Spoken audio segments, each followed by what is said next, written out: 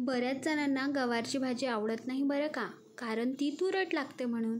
आधी मला पण गवारची भाजी अजिबात आवडायची नाही, पण जेव्हापासून मी अशा प्रकारे गवारची भाजी बनवते तेव्हापासून गवार माझी फेवरेट झाली आहे. चला तर मग ह्या तुरट गवारला आपण चमचमीत भाजीमध्ये कन्वर्ट करूयात. तर सगळ्यात आधी आपल्याला गवारला स्वच्छ धुवून घ्यायचं आहे.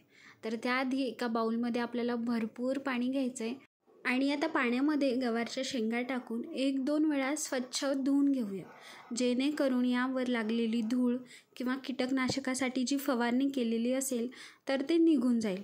गवार धुवून झाल्यानंतर आपल्याला ही गवार पाण्यामध्ये 10 मिनिट अशीच ठेवायची आहे, ज्यामुळे गवारचा तुरटपणा कमी होतो. तोपर्यंत आपण गॅसवर शेंगदाणे भाजून घेऊयात.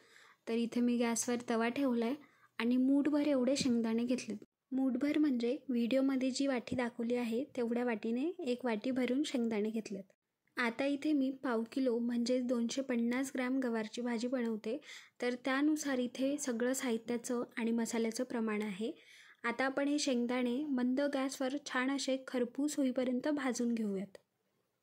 शेंगदाणे भाजून झाल्यानंतर त्याला थंड करून घ्यायचे आहेत आणि थंड झाल्यानंतर एका मिक्सरच्या भांड्यामध्ये आपण हे शेंगदाणे टाकूयात आणि जाडसर आपल्याला याची पावडर बनवून घ्यायची आहे.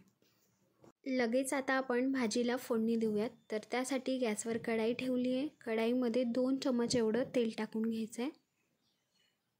तेल गरम झालं की यामध्ये आता 1 छोटा चम्मच मोहरी टाकायची आहे. मोहरी छान तडतडली की 1 छोटा चम्मच जिरे टाकूया. जिरे पण आपल्याला इथे व्यवस्थित फुलवून घ्यायचे आहेत. जिरं तेलामध्ये फुललं की आता आपण यामध्ये लसूण टाकून घेऊयात. तर इथे मी 8 ते 10 लसणाच्या पाकळ्या अशा प्रकारे जाडसर ठेचून घेतल्यात. तर इथे आपल्याला ठेचलेलाच लसूण टाकायचा आहे. लसणाची पेस्ट अजिबात टाकायची नाही, कारण ठेचलेल्या लसणामुळे भाजीला छान अशी चव येते. आता हा लसूण आपल्याला तेलामध्ये व्यवस्थित परतवून घ्यायचा आहे. लसूण लाल झाला की आता आपण ह्या तेलामध्ये गवार टाकून घेऊयात आणि गवारीला आपल्याला 1-2 मिनिट चटके देऊन घ्यायचेत.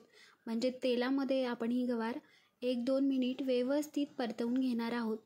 म्हणजे गवारीचा जो राहिलेला तुरटपणा असेल तो पण निघून जाईल.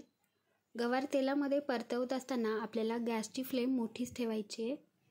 यामध्ये आपण आता काही बेसिक मसाले टाकून घेऊयात. तर या ठिकाणी मी 1 चमच लाल तिखट, अर्धा चमच हळद, चवीनुसार मीठ आणि 1 चमच धनेपूड टाकली आहे. काही भाज्या एकदम बेसिक मसाल्यामध्ये बनवल्या जातात तरी मात्र चवीला उत्तम लागतात. त्यातलीच ही आपली एक गवारची भाजी आहे.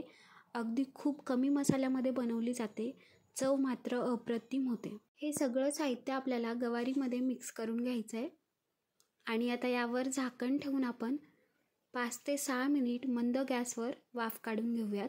भाजी शिजत असताना आपण यामध्ये पाणी टाकलं नाही आहे. अगदी वाफेवर आपल्याला ही भाजी शिजवून घ्यायची आहे.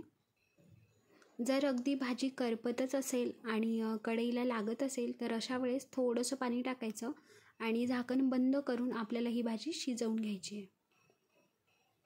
आता आपण यामध्ये जो मगाशी शेंगदाण्याचा कूट बनवला आहे तो टाकून घेऊयात आणि 1 मिनिट आपण ही भाजी परतवून वाफवून घेऊयात.